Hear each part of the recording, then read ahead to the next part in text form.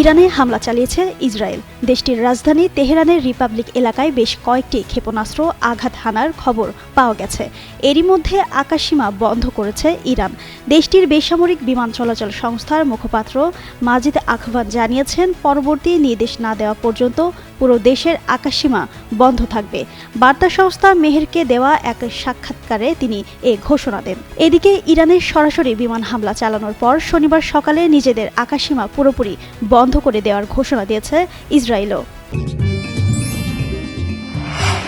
আমার authentic Brazilian coffee. দেশটির পরিবহন মন্ত্রণালয় এক বিবৃতিতে জানিয়েছে, নিরাপত্তা পরিস্থিতির কারণে বেসামরিক বিমান চলাচলের ওপরও এই বিধিনিষেধ আরোপ করা হয়েছে। পরবর্তী নির্দেশ না দেওয়া পর্যন্ত সাধারণ মানুষকে বিমানবন্দরে না আসার অনুরোধ জানানো হয়েছে। এছাড়া যারা বর্তমানে বিদেশে অবস্থান করছেন তাদের নিজ নিজ এয়ারলাইন্স এবং সংবাদ মাধ্যমের মাধ্যমে নিয়মিত আপডেট দেখতে বলা হয়েছে। এদিকে ইসরায়েল ইরানে প্রতিরোধমূলক হামলা শুরু করেছে বলে দাবি করেছে দেশটির প্রতিরক্ষা মন্ত্রণালয়। শনিবার সকালে এক জরুরি বিবৃতিতে ইসরায়েলি প্রতিরক্ষা মন্ত্রী ইসরায়েল কাটস এ দাবি করেন।